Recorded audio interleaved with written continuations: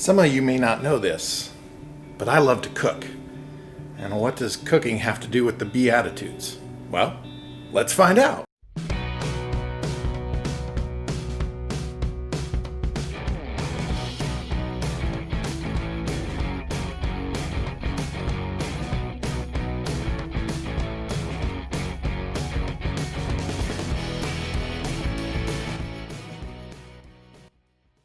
All right, so I'm about to make my family's favorite, well, I don't know if it's my family's favorite recipe, but it's one of mine.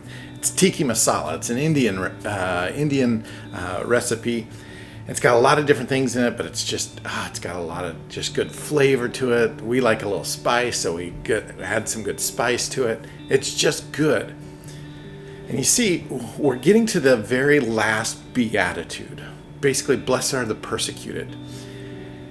And there's more to the verse that we'll get into here in a little bit, but we have to remember that all the other beatitudes that kind of go along before this one are basically ingredients to a Christian life.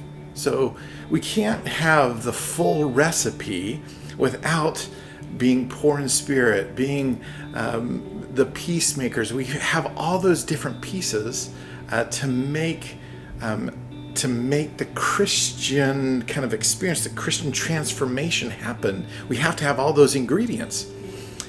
And then we get to the last one. But before that, let's get all the ingredients put together.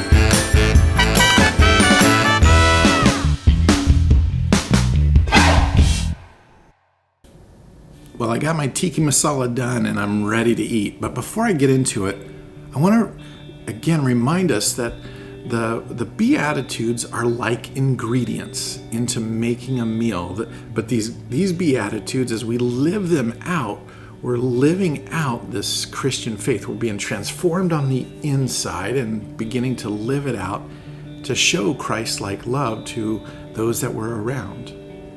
And so to have ingredients for the Christian life, we have to have things like being poor in spirits and mourning and meekness and hungering and thirsting for righteousness and all those other ingredients to have that Christian faith. And so we get to today's beatitude, and it takes a little turn. And it says, "Blessed are you when others revile you and persecute you and utter evil, all kinds of evil against you and on my account." Then it says, "Rejoice and be glad, for your reward is great in heaven. For so they persecuted the prophets who were before you." You see, as we live out this Christian faith, we think that's a really good thing, and it is. As we learn to live out like the fruits of the Spirit, love, joy, peace, patience, kindness, goodness, faithfulness, self-control, all those different things, as we live out this Christian faith, we have to recognize that there will be some that persecute us because of it. And it doesn't make a whole lot of sense to us because we think we're being kind, we think we're being loving and gentle, but others just may not see it that way. And so persecution comes and they'll say evil things to us, and they might get angry with us and maybe tease us and make fun of us.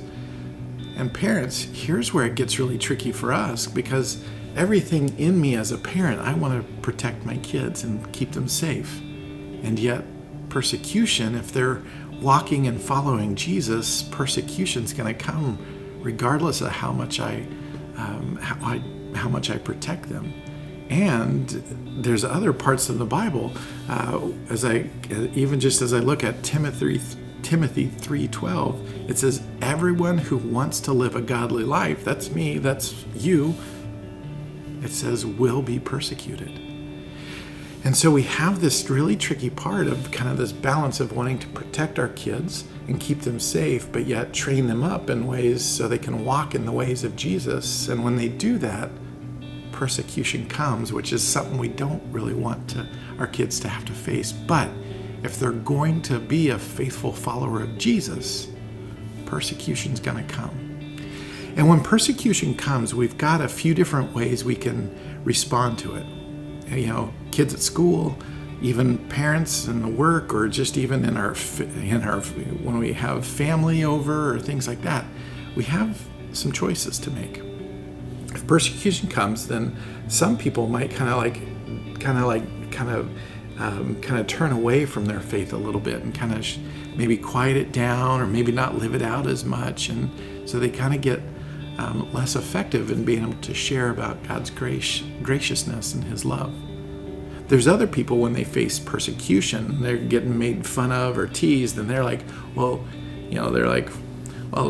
you believe in fairy tales, and you're like, well, you start kind of teasing back or saying evil things back, and that also maybe even get angry and act out in that, and that also can kind of hurt the message of Jesus getting out. And then there's others that when they face persecution, they're able to stand fast because they know who they are in Jesus, and that's a son and daughter of the Most High. But here's what I love about this passage. Jesus actually tells us how to deal with the persecution. He actually says, rejoice and be glad, for your reward is great in heaven. And so when we begin to feel that persecution coming and we're having to face it, we just have to remember that we can rejoice and be glad, because it's not just me who's being persecuted. Jesus was persecuted. My parents were probably persecuted. My aunts and uncles, my great-grandmother, whoever's down the line has probably been persecuted. And it even goes back to the prophets of old, the prophets of the Old Testament, and recognizing that persecution is part of it. And so again, you're not alone. So we can learn to rejoice and be glad, because again, God's got us. Well, that's it for me. I hope you're able to spend some time around a meal, asking some really good questions and spending some time in prayer. Now, I get to finally eat my tiki masala. Sorry again that there's not smell-o-vision or even taste-o-vision, because, it's so good.